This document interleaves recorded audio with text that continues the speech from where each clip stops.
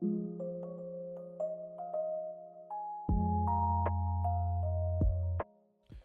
what's up, everyone, and welcome to the second episode of Your Favorite Music, the podcast where we dive into the artists, albums, and songs that shaped our lives. I'm your host, Dave Dwyer. You might know me from my YouTube channel, DeskPopDave Reacts, where I explore new music and share my thoughts with my community. Today, I'm flipping the format a little before we jump into interviews with fans, musicians, music industry pros, and memorabilia collectors. I want to share a bit of my own story, my personal music journey. So let's rewind the tape and head back to the early 90s. But before that, I'll be recapping my two most recent concert experiences, seeing Baby Metal at Mohegan Sun Casino in Uncasville, Connecticut, and Goose at Westville Music Bowl in New Haven, Connecticut. Two totally different genres and vibes, but both absolutely incredible shows. Then I'll take you on the journey of how my love for music has evolved from growing up in the 90s through my emo era in high school, which, let's be real, was never just a phase, to becoming a Deadhead and finding the sounds that resonate with me today. So let's get into it. If you enjoy this podcast, make sure you hit subscribe, like it, comment, share it. We're just getting started here on Your Favorite Music Podcast. Let's go. So at the time of this recording, I went to two concerts this past weekend. Starting on Friday, I went to go see Baby Metal. That's right, a Japanese metal band at Mohegan Sun Casino in Uncasville, Connecticut. Now, how I ended up at this concert was actually pretty cool. I recently did a reaction to Baby Metal on my YouTube channel, DeskPopDave Reacts. And in that video, I asked my audience if I should go see them live in Connecticut when they come around. And man, my comment section blew up. Everyone was like, why haven't you bought tickets yet? Go, you gotta see them. They put on a great show. Well, I'm happy I listened to my YouTube audience because man, it was a kick-ass show. Baby Metal killed it. Black Veil Brides opened up for them, but obviously Baby Metal stole the show. Sue Metal, Moa Metal, and Momo Metal's stage presence was incredible. They brought the energy in the pyros. There was some fire there that I was pretty far back from the stage. I could still feel the heat from the pyros, which was pretty cool. The set list included their hits like Gimme Chocolate, Karate, Road of Resistance, and their collaboration with one of my other favorite bands to react to on my YouTube channel, Electric Callboy, in their song Ratata, which kick-ass performance of that. I had such a good time. I'm so happy I listened to my community and went to this concert because it was different. I hadn't been to a metal concert in a very long time, and I had pit tickets. But listen, I'm older. You're not going to find me in the mosh pit anymore. I'll be in the back drinking a beer and enjoying the show. But that's exactly what I did. So I had a great time. The crowd was incredible. I took a peek at that pit. It looked intense. Wasn't for me, but looked like a good time. If this was like 20 years ago, you would have found me in the mosh pit. But yeah, it was awesome. Shout out to Baby Metal, Black Veil Brides. It was a good show, and it definitely scratched that itch for me to go see more metal shows in the future. Now let's fast forward 2 days later to Sunday, where I got to go see Goose for the second year in a row at the Westville Music Bowl. Now, Goose has quickly become one of my favorite bands over the past 5 years. They are a jam band from here in my home state in Connecticut, which is really cool because this is the second year in a row they've ended their summer tour in their home state of Connecticut. But the night before, they played their very first sold out Madison Square Garden show where, listen, we're in Connecticut, close to New York City. So the Westville show was like part two for a lot of people that went to the Madison Square Garden show, and the crowd was buzzing before the show, talking about how good the show was. They played for 4.5 hours and just jammed and had a great time. They made me very jealous that I missed the first Goose MSG show. That's going to be a regret of mine for a long time. But like I said, Goose is from Connecticut, and they always bring a special energy when they come home from being out on the road. And they delivered in New Haven. They started off the show with Yeti. They went into one of my favorite covers they do, Pumped Up Kicks. And from there, it was just a great time. I mean, Goose is a group of incredible, talented musicians that I thoroughly enjoy listening to. Shout out to my friend Ryan, who got me into them years ago. This was the third year in a row that I saw them live in concert. The first time I saw them was at the Levitate Music Festival in Marshfield, Massachusetts. Now, that was like a tease because they only played for 45 minutes. It's a festival. It wasn't a Goose concert. So then I saw them in 2024 at the Westfield Music Bowl, and I had to see them again this year because each year I've been listening to them, I've become more and more of a fan. I'm a big Deadhead. So I love jam bands. I love that type of music where they just go on. The bands that can improvise, bands that never play the same set list twice, never play the same song the same. So I love Goose, and I look forward to seeing them again soon. I was already looking at tour dates to see when they're coming around again to this area because I had such a good time. The place, Westfield Music Bowl, was absolutely packed. I've seen a few shows there, never seen it this crowded. Like I said, I think it was just a carryover from the Madison Square Garden show the night before. But either way, great time. Love Goose. Shout out to them for putting on such an incredible show. So I don't know if you could tell, but I love going to concerts. I love live music. I'm also a huge sports fan. And I know this isn't a sports podcast, but what I love about going to a concert and a sporting event is that you are there with people from all different backgrounds, all different walks of life. You know, it doesn't matter who they are, who they voted for, what they look like, who they love. You know, whether you're at a concert or you're at a sporting event, you're there either cheering on your team together or singing your favorite song to your favorite band together. And that's what I love about shows like Goose and the Deadhead culture and any band, any concert for that matter, where people are just coming together and celebrating music. I love music. I've loved it since I was a kid. All right. I grew up with parents who were a lot younger than most of my friends. My parents were 18, 19 years old when they had me. So that meant I grew up in a household in the 90s with young parents who were listening to pretty good music.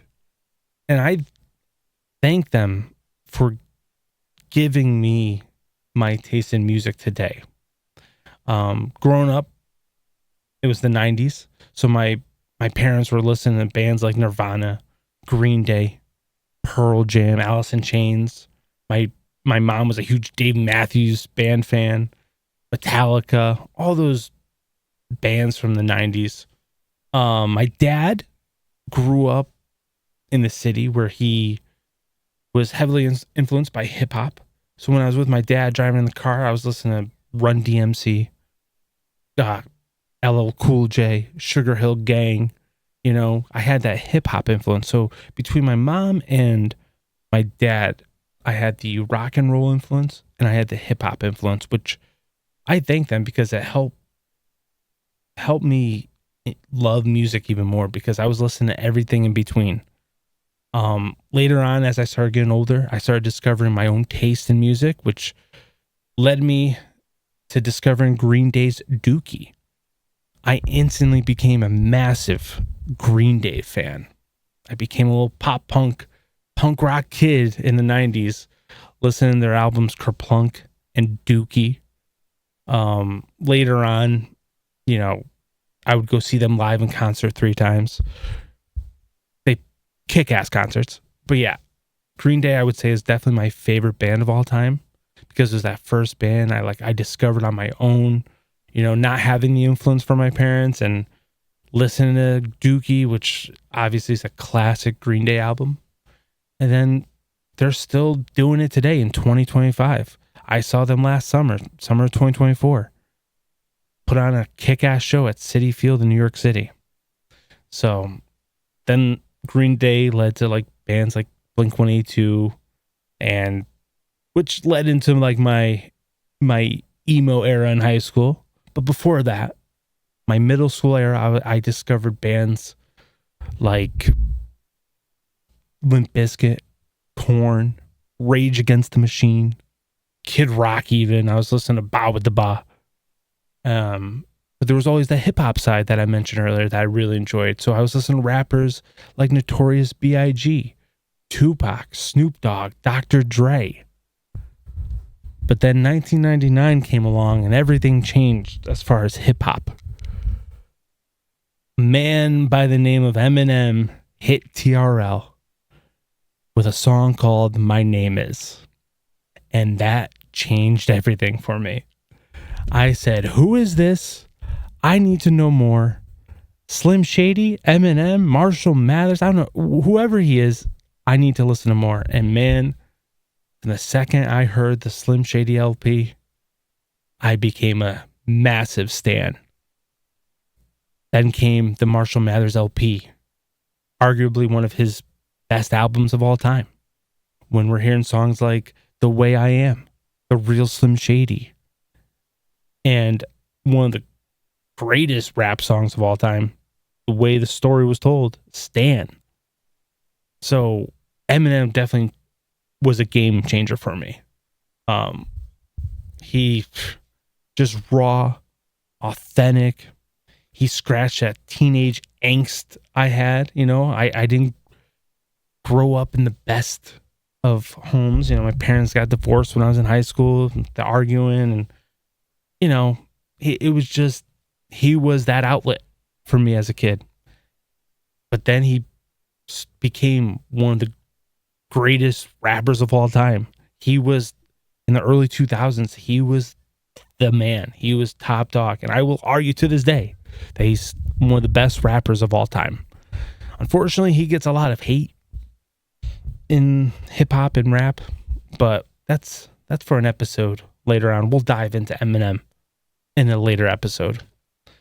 Then came high school, and my emo era began. Yep, but it was never a phase. Because I'm still going to shows like Under Oath today in 2025.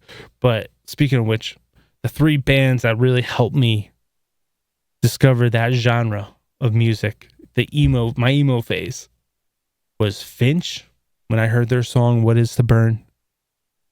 The Used, when I heard Taste of Ink. And then Under Oath and their Only Chasing Safety album. Those bands were different. Before that, I was listening to bands like Blink, Green Day, Korn, Rage, Limp Bizkit, but this was different. This was heavier. This was angry, and I was all about it. Being a teenager, you're going through it, the emotions of being a teenager, and man, it wasn't called emo music for no reason, but that music was introduced to me by my good friend Ryan Taplin of Taps Media. Shout out. I'll never forget it. We were in a gym class together, and we both forgot our gym clothes that day, and we had to sit on the bench. He was rocking out on his, CD player Walkman. Kids, CDs were a thing we used to listen to back in the day, before iPods and MP3s and iPhones. He was rocking. I said, "What do you listen to?"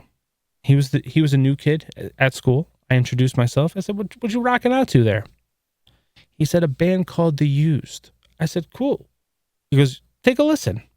He put those headphones on my head, and it was unlike anything I ever heard before. Then he's like, "Yeah, check out Finch.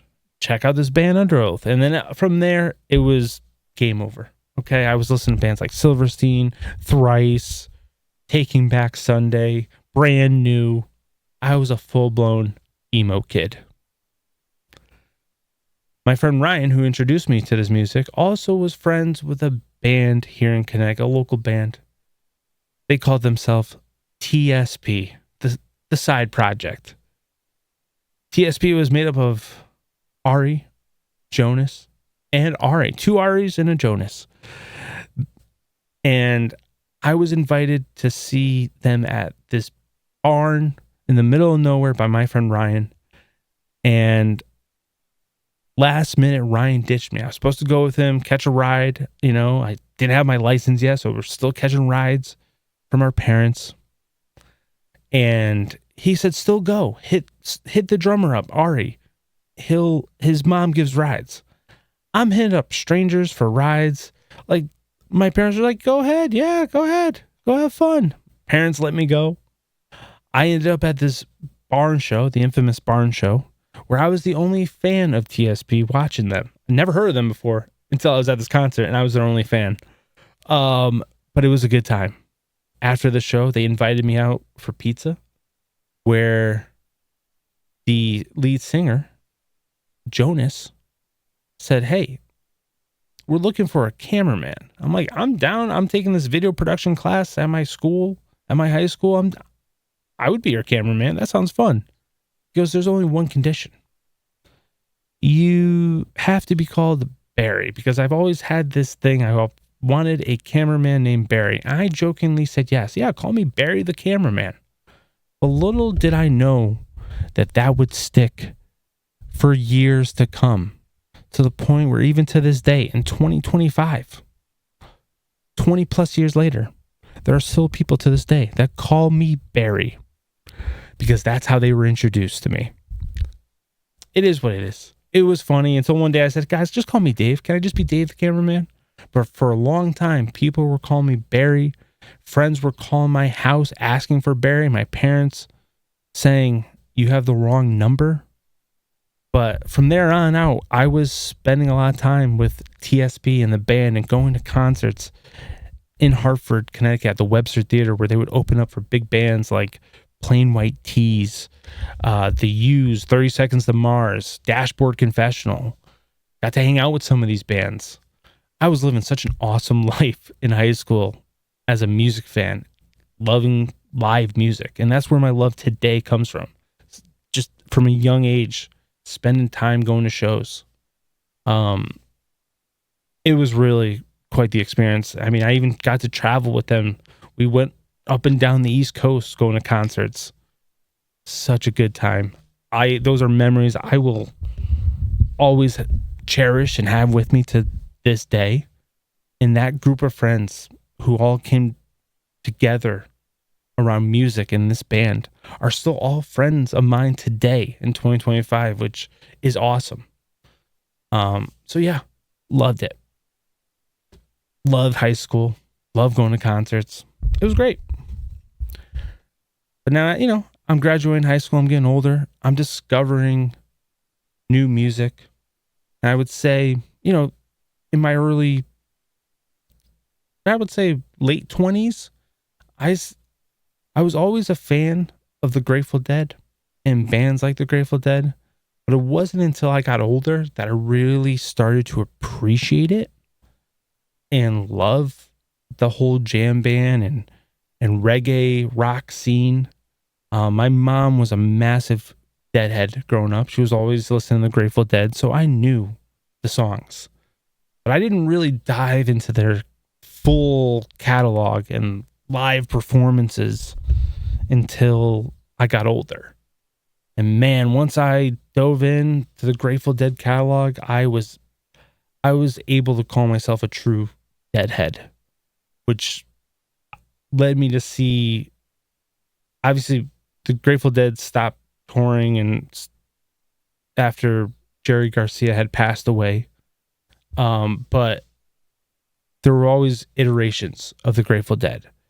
My very first Dead concert, quote unquote. I don't want to make any Grateful Dead fans mad, because to them, there's only one true Grateful Dead experience, and that's with Jerry.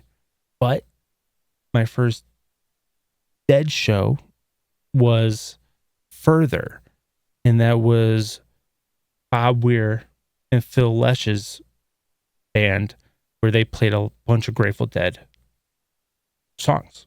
It was great. Loved it. That was only like one tour. They only did a couple tours together. But then fast forward to like 2015, where John Mayer forms Dead and Company, where you have members of the Grateful Dead like Bob Weir and Billy Kurtzman and Mickey Hart coming together with Oteil Burbridge and John Mayer to form Dead and Company. And in 2017, I saw them for the very first time at Fenway Park in Boston, Massachusetts, with my sister, my mother, and my stepdad, Paul, which was a great time. John Mayer killed it, and I was hooked from there. After that, I went on to see Dead and Company in Hartford, Connecticut a couple times. I saw them on their final tour at Citi Field with my mom, which was a great time. She's the one that got me into the Dead. I had to bring her to the final tour. Brought her to the first one, and I brought her to the last one. It was great. But then, after their final tour ends, about a year later, they announce a residency at the Sphere in Las Vegas, Nevada. And when I saw the Sphere get announced, I said, the first band that goes there that I'm somewhat interested in, I need to see a show there. Well, I did. For 2 years in a row now, I've been out to the Sphere to see Dead and Company put on an incredible show with incredible visuals, mind-blowing visuals that I'll never forget, okay? I had so much fun last year when I saw them in June 20th and 21st of last year, 2024. I had so much fun. I had to go back when they announced their spring run at the Sphere in 2025. I went in April. It was a great time. It was a little cooler in Las Vegas than it was in June of last year, but it was such a good time. But Grateful Dead, Goose, Revolution, Twiddle, those kind of bands I've learned to really appreciate in my older age. You know, I guess that's part of maturing. You know, your music taste matures also. Don't get me wrong. I'm still listening to Green Day and Blink-182 and Korn and Rage and M and Finch and all that music still stays with me. I'm still rocking out. So I love music. I love going to concerts. I love going and being there with other fans of the bands I'm seeing. It's just a good time. And that's why I started this podcast, to talk with other people who love music as much as I do, to talk to people who create the music I love, to talk to people who collect concert posters like I do, which we'll dive into more. I love it. It's great.